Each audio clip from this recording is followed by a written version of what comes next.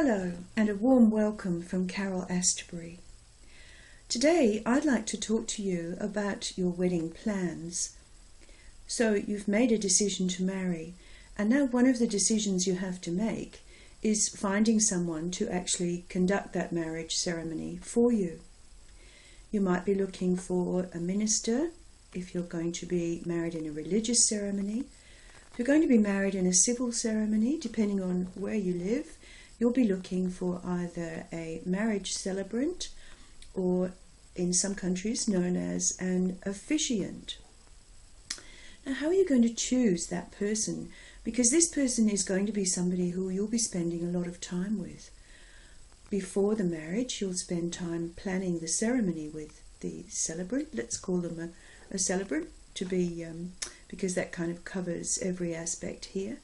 So before the ceremony, there'll be a lot of time spent crafting the ceremony. During the ceremony, you'll spend quite a bit of time with them on the day.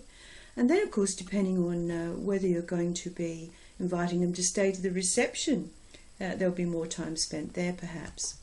Some celebrants prefer not to stay to the reception, but to perhaps stay for a little while after the ceremony, perhaps have a glass of wine to celebrate with you, and then wish you all the best and leave. But how are you going to choose your celebrant? Well, first of all, you're going to have to decide whether you want a religious ceremony or a civil ceremony, whether you're going to have multi-faith. You might both come from different backgrounds, religious backgrounds, and you may want to have an interfaith ceremony. What are the sorts of things you're going to need to decide upon?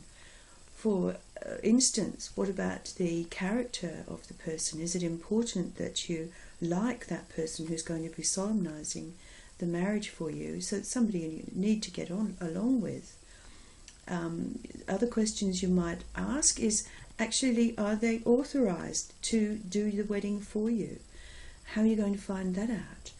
Well, ask the questions. The church normally authorize their own priests or ministers.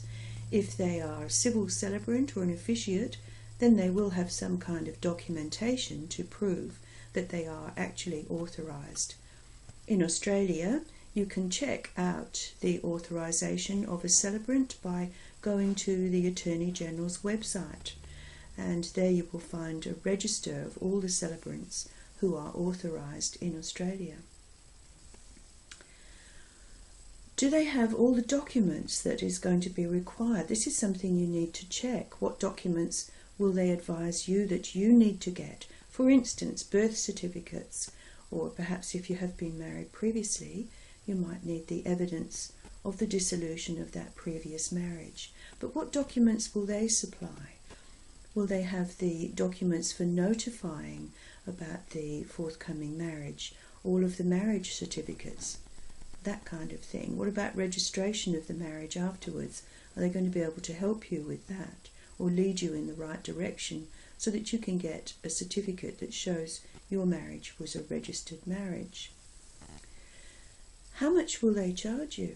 It's a good question, but it's certainly not one I would put at the top of the list, because some celebrants provide an absolutely excellent service and will give you an awful lot more for your dollar than perhaps someone who charges less but gives a very poor service. So talking to people about what kind of ceremonies they will offer you, how they will help you to craft a very deeply meaningful and personally reflective ceremony that will really reflect your thoughts as a couple. Those kind of things are so important.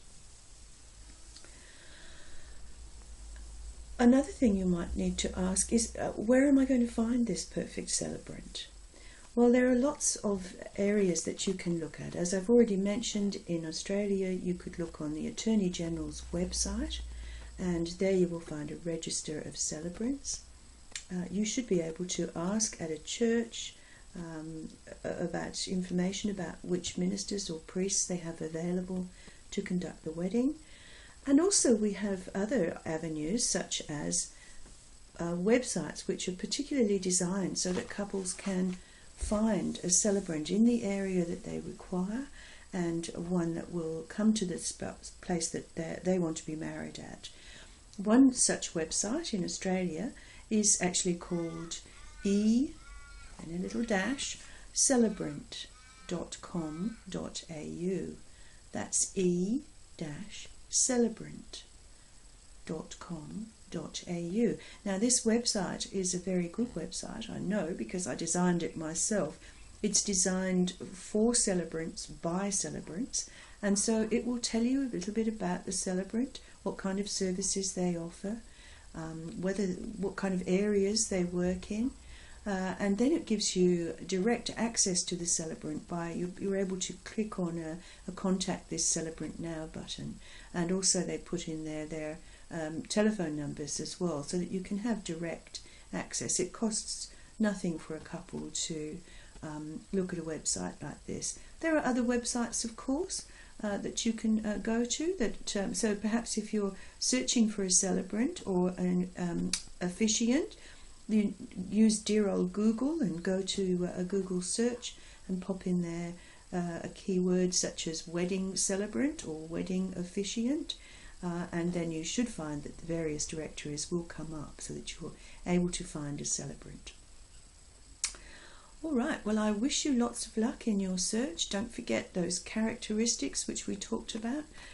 A celebrant who will be helpful, friendly, someone that's easy to get along with. Make sure that they are authorised to solemnise the marriage by asking them perhaps to show you their letter of authorisation. So enjoy your search for the perfect celebrant or officiate, and I wish you lots of luck and a wonderful wedding. So Carol Astbury saying farewell for now.